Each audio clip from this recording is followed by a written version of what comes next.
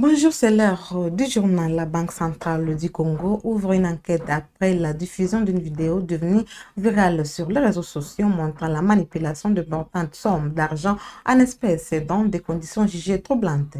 L'institution annonce vouloir faire toute la lumière sur cette affaire, vérifier le respect des procédures en vigueur et les cas échéants situer les responsabilités. Les détails dans cet élément. La Banque centrale du Congo, BCCC, annonce l'ouverture d'une enquête interne à la suite de la diffusion virale d'une vidéo troublante sur les réseaux sociaux. Les images largement relayées montrent la manipulation d'importantes sommes d'argent en espèces dans des conditions encore non élucidées, suscitant interrogations et inquiétudes au sein de l'opinion publique. Face à l'ampleur de la polémique, l'institution monétaire a rapidement réagi en annonçant des investigations menées en collaboration avec les services publics compétents.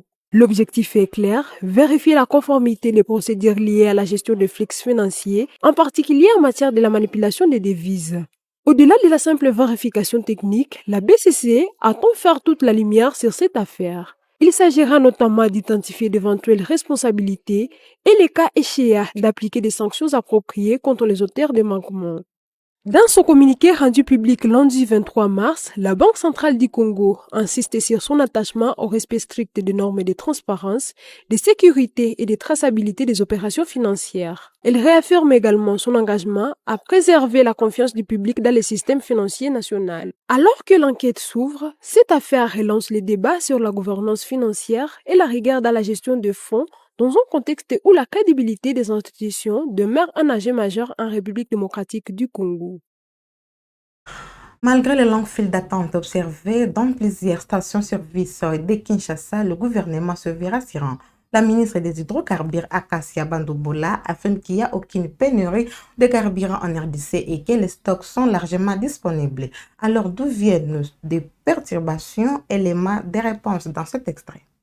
Le seul message le plus important à lancer aujourd'hui, c'est un message d'apaisement à la population, dire à la population qu'il n'y a pas pénurie de carburant dans le pays. Selon la situation de stock que j'ai actuellement ici en mon possession, au niveau de l'ensemble du pays, la couverture est assurée.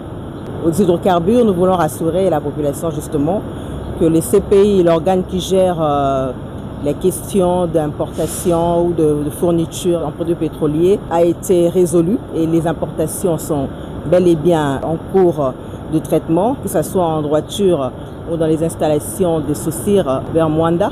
Tout est en conformité. Ici, par contre, la question liée au fil dans les stations-service, ça ne résulte pas justement du manque de carburant, mais plutôt d'un déséquilibre sur le plan économique, logistique, fiscal. Il faut une forme de réajustement sur ce point de vue-là. La question sur la fluctuation et la régulation de prix à l'intérieur, qui relève bien entendu des ministères sectoriels. La question du régime de CADER, qui relève également du ministère des Finances. Ce sont des questions qui sont en train d'être résolues au niveau de l'ensemble du gouvernement. Ça, ce sont des questions conjoncturelles que nous sommes en train de pouvoir résoudre. Et nous avons d'ailleurs résolu parce que pour l'instant, les stocks sont très disponibles, que ce soit en jet 1, en essence comme en gazole. Les stocks sont disponibles et la population doit garder son calme. Pour des questions structurelles, bien entendu, le gouvernement a pris la question à bras les corps parce qu'aujourd'hui, nous avons des projets de la construction d'un nouveau pipeline vers Angoango-Matadi, c'est-à-dire Matadi-Kinshasa, qui est de 330 km qui est déjà en cours d'implémentation. Il y a la question sur les centres de stockage dans la zone sud comme dans la zone est, mais aussi dans des zones enclavées. Nous avons pris la question également à bras les corps et des solutions de douane sont déjà en cours de traitement. Il y a aussi la question de la relance de la raffinerie. Ce sont des questions qui sont prises en charge de manière structurelle, qui demandent bien entendu de moyens conséquents. Le gouvernement est dans une forme d'ouverture de partenariat public-privé avec certains partenaires qui sont très intéressés à cette relance de la raffinerie. Donc, ce sont des questions qui sont bien entendu étudiées au niveau de l'ensemble du gouvernement et des réponses sont là de manière structurelle. Pour la question conjoncturelle qui se pose actuellement et pour cette crise exogène qui nous impacte directement au niveau de l'économie nationale, nous avons, comme je l'ai dit, résolu cette problématique et au niveau sectoriel, cela a été pris en charge. Après 18 mois d'obscurité, le Centre de recherche en sciences naturelles de l'URO retrouve enfin la lumière. Situé au sud Kivu, le centre vient d'être réalimenté en électricité, une promesse du mouvement AFC 123 concrétisée ce lundi 23 mars 2026 par le gouverneur Patrick Boussoubouangui en seulement 2 mois. Une relance énergétique qui profite également aux villages environnants. Suivez ces reportages de la site de communication du gouvernorat du sud Kivu.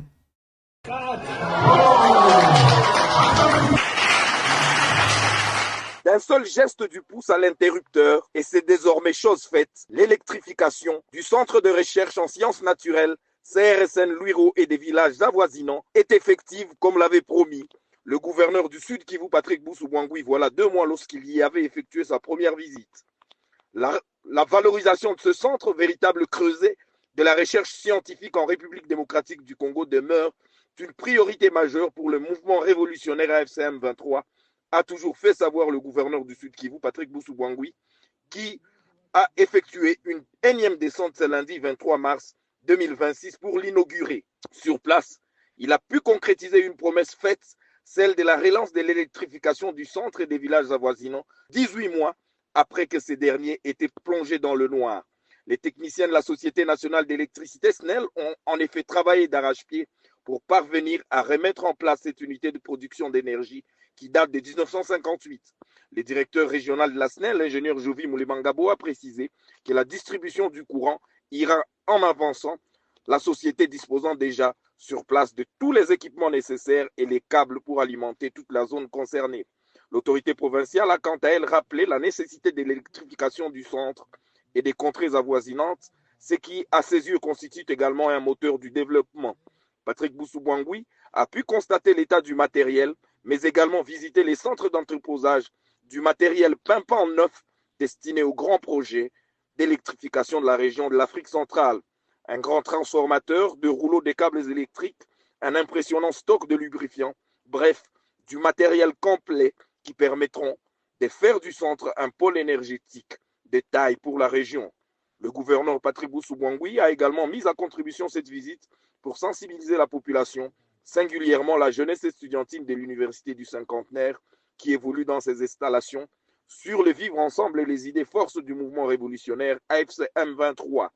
Le chef de l'exécutif provincial a dans la foulée promis que la province apportera très incessamment sa contribution pour la modernisation des salles où sont dispensés les cours dans cette institution d'enseignement supérieur qui fait face à plusieurs défis, notamment les manques d'infrastructures, mais surtout son fonctionnement. Sur le chemin de retour, Patrick Boussoubouangui a effectué une visite éclair dans la ferme de l'Inera Mulungu pour constater de lui-même l'élevage en stabulation des bovins dont le cheptel est évalué à 61 têtes de 4 races différentes, dont 3 taureaux et autant de vaches qui attendent une prochaine mise bas. Le gouverneur du Sud Kivu, après avoir reçu des explications et visité la ferme, a annoncé que des réflexions seront menées pour évaluer l'introduction d'autres races bovines au sein de la ferme, et ce notamment en vue d'améliorer une plus grande productivité des produits laitiers. À Goma, coup d'arrêt au jeu d'hasard. Tombola, le gouverneur du Nord Kivu sous la FM23, Bati Musanga Erasto, suspend ses activités sur toute l'étendue de la province, dénonçant une escroquerie orchestrée par ses organisateurs. L'autorité provinciale rassure toutefois à la population, le mise déjà versé seront remboursés. Le détail dans ces reportages à la site de communication du gouvernorat du Nord Kivu. Suspension des opérations de Tombola à Goma et sur toute l'étendue de la province du Nord Kivu. Ceux qui ont payé leurs billets seront restitués de leur argent par le fameux organisateur. La décision est du gouverneur du Nord Kivu, Bahati Musanga Erasto, qui tape du poing sur la table. Pas question d'escroquer sa population. Il l'a dit au cours de la première réunion tenue ce lundi 23 mars 2026 au gouvernorat du Nord Kivu avec le chef d'avenue. Déjà, les organisateurs de ces tombolas sont aux arrêts et sommés de restituer l'argent perçu. Ainsi en a décidé le numéro 1 de la province. Hao watu wenye waliwaiba tuliwakamata, franga ya raia itarudia. Mpaka tunaujisha manyumba za wenye waliwaiba. Na hao wengine ambao waliorganiza ile tombola, eske mliweza kuwashika? Tulishawashika wote, wako kwa service ya security. Raia yetu waache danganyika. Sekenda alifunga banki juu ya kuwapiniri. Na kidogo yenye wako nayo waache ipatia watu wenye wanatafuta waiba. Waache watumike kidogo, waibebe watoto yao, waache danganyika. Wamwizi ni wamingi sana hapa nje. Bahati Musanga Erasto attire l'attention de chefs d'avenue et de toute la population du Nord Kivu à ne pas céder à ce genre d'opérations mafieuses du genre Nyendawagira. De tristes mémoires a-t-il rappelé. Nyendawagira iko kwa jela, iko kwa Munzenze. Paka naye atatoka ndani akisharudisha franga ya raia. Il appelle la population à éviter la facilité, mais plutôt le travail qui ennoblit et améliore la vie sociale. Conseille le gouverneur du Nord Kivu. À Ituri, la tension monte autour de la détention de militants de la Lucha. Depuis près de 2 semaines, ces activistes sont privés de liberté après avoir manifesté pacifiquement contre le délestage de l'eau potable à Bunia. Une situation qui suscite l'indignation des organisations de défense des droits humains et de la société civile qui dénoncent une atteinte aux libertés fondamentales et exigent leur libération immédiate. Reportage. Ces militants de la Lucha manifestaient contre ce qu'ils qualifient de délestage d'eau potable distribué par la régie des eaux à Bunia. Arrêtés à pleine marche pacifique, ils sont détenus depuis près de 2 semaines. Plusieurs sources affirment qu'ils auraient été transférés à la prison centrale de Bunia, une situation qui inquiète les organisations de défense des droits humains ainsi que plusieurs structures de la société civile. Elles dénoncent une atteinte aux libertés fondamentales, notamment les droits de manifester pacifiquement, et exigent leur libération immédiate et sans condition. Dans ce contexte, une série de manifestations pacifiques est annoncée à partir du mercredi 25 mars 2026 à Bunia. Selon les organisateurs, ces marches se poursuivront jusqu'à la libération des militants ou jusqu'à une décision judiciaire définitive rendue dans le respect des garanties des procès équitables. Au total, près d'une 30aine d'organisations ont signé une correspondance adressée au maire de la ville pour notifier ces actions. Elles sollicitent l'encadrement des autorités, notamment de la police nationale congolaise, tout en appelant à inviter tout usage disproportionné de la force et à garantir le respect de l'état des droits. Ouverte ce lundi 23 mars au centre Caritas de Kinshasa, l'Assemblée plénière extraordinaire des évêques catholiques se penche sur un dossier stratégique, la désignation du futur recteur de l'Université catholique du Congo. Conformément aux normes de l'Église, 3 candidatures seront transmises à Rome pour décision finale du Saint-Siège, a précisé Monseigneur Donatien Cholet, secrétaire général de l'ANSENCO. Suivez. Et du Fils et du Saint-Esprit. Il s'agit d'une assemblée plénière extraordinaire qui était projetée au mois de juin. Normalement, au mois de juin, on n'a que le comité permanent. Mais puisqu'il y avait un besoin de pourvoir à un nouveau comité de direction, c'est-à-dire le recteur de l'UCC, le secrétaire général académique, le secrétaire général administratif, le secrétaire général chargé de finances et projets, qui était déjà fait mandat. Maintenant, d'ailleurs, c'est une prorogation qu'on a obtenue du Saint-Siège. Étant donné que dans la précédente assemblée plénière, les conditions n'étaient pas réunies pour traiter toutes ces questions, les évêques s'étaient donné rendez-vous au mois de juin. Parce que pour le recteur, la conférence épiscopale propose internat à l'ordre de préférence, mais c'est Rome qui décide. Alors les calendriers du dicaster chargé de cela, qui devrait traiter ces dossiers, exigeaient que cette rencontre ait lieu avant le mois de juin. Et Pâques arrive, et tout ce que vous savez. Voilà pourquoi les évêques, le bureau de la SENCO a proposé aux évêques que ce soit en ce moment-ci. Donc la raison principale est celle-là, élire le nouveau comité de direction de l'Université catholique du Congo.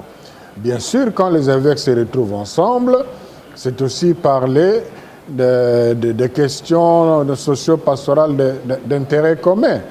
Et ce n'est pas un secret. Il y avait une adresse de l'évêque d'Mbujimai à l'attention de l'Assemblée plénière, dont les évêques n'avaient pas parlé, mais qui s'est retrouvé dans les réseaux sociaux. Ça sera certainement l'occasion pour eux, en toute maturité, de traiter de cela. Il est prévu un échange socio-pastoral. Comme d'habitude, il y aura un échange d'informations de la situation socio-pastorale des différentes provinces. Et à l'issue de cela, les évêques vont apprécier quoi en faire comme pasteurs dans la perspective de leur mission prophétique. Merci beaucoup, monsieur. Je vous en prie. Terminons ces actualités au Conseil de sécurité des Nations Unies. La RDC fait attendre sa voix sur la crise en Ukraine. Lors de la 1124e séance tenue ce 23 mars 2026, Kinshasa appelle à l'arrêt immédiat des hostilités, au respect du droit international humanitaire et à la protection des civils. Une position en faveur d'un cessez-le-feu effectif, durable et crédible présentée par la représentante adjointe à l'ONU, Jocelyne Kabengele Lukundula. Suivez. La parole est maintenant au représentant de la République démocratique du Congo. Monsieur le Président, Monsieur le Secrétaire d'État adjoint des États-Unis d'Amérique, M. Christopher Orlando, nous vous saluons et nous vous souhaitons la bienvenue parmi nous. La République démocratique du Congo salue la convocation de cette réunion qui nous permet de poursuivre nos échanges sur la situation en Ukraine à la lumière des développements récents. Nous tenons à remercier Mme Rosemary DiCarlo ainsi que M. Tom Fletcher, respectivement secrétaire général adjoint des Nations Unies aux affaires politiques et aux affaires humanitaires pour leurs exposés. Monsieur le Président, la République démocratique du Congo demeure profondément préoccupée par la poursuite des hostilités et leurs conséquences dramatiques sur les populations civiles. Comme nous l'avons souligné lors de notre précédente intervention, la détérioration de la situation humanitaire nous rappelle que derrière les dynamiques du conflit se trouvent avant tout des vies humaines, des familles et des communautés entières plongées dans la souffrance. Il est impératif de mettre un terme aux hostilités et de veiller au respect strict de tout engagement en faveur d'un cessez-le-feu. En effet, seule une cessation effective des combats permettra de réduire durablement les souffrances des populations civiles et de prévenir une aggravation de la situation humanitaire. À cet égard, bien qu'il n'y ait eu d'amélioration concrète sur le terrain, la République démocratique du Congo note tout de même avec intérêt les signaux encourageants observés à la mi-février en faveur d'une reprise des efforts diplomatiques. Nous exhortons donc toutes les parties à privilégier la voie du dialogue et à redoubler d'efforts pour consolider un cessez-le-feu effectif, durable et crédible. Monsieur le Président, le respect du droit international humanitaire et la protection des civils doivent demeurer des priorités constantes en temps de conflit. À cet égard, la République démocratique du Congo rappelle la nécessité de garantir un accès humanitaire sûr, rapide et sans entrave à toutes les personnes dans le besoin. Les acteurs humanitaires doivent pouvoir intervenir dans des conditions de sécurité adéquates afin de répondre efficacement aux besoins urgents des populations affectées. Nous réitérons également notre vive préoccupation face aux attaques visant des infrastructures civiles, en particulier les installations énergétiques, dont la dégradation affecte directement les conditions de vie des populations et compromet leur accès aux services essentiels. Monsieur le Président, la République démocratique du Congo tient à rappeler que ce conflit continue également à avoir des répercussions bien au-delà de son théâtre immédiat. En effet, la poursuite du conflit en Ukraine aggrave les vulnérabilités économiques et alimentaires déjà existantes et pèse lourdement sur les populations les plus fragiles. Cette situation contribue notamment à perturber les chaînes d'approvisionnement en céréales et en biens de première nécessité, affectant de manière disproportionnée les pays africains fortement dépendants des importations. Monsieur le Président, pour conclure, la République démocratique du Congo demeure attachée aux principes de la Charte des Nations Unies, notamment le règlement pacifique des différends, le respect de la souveraineté et de l'intégralité territoriale des États. Nous demeurons convaincus qu'une paix véritablement durable et juste ne pourra être atteinte que par l'exploration des voies diplomatiques, prenant pleinement en compte les causes profondes de la crise. Je vous remercie. Je remercie la représentante de la République démocratique du Congo. C'est par ici que nous clôturons ces actualités, mesdames et messieurs. N'oubliez pas de vous abonner, de cliquer sur la cloche des notifications pour ne rien manquer sur votre chaîne web Info Télévision. À la prochaine.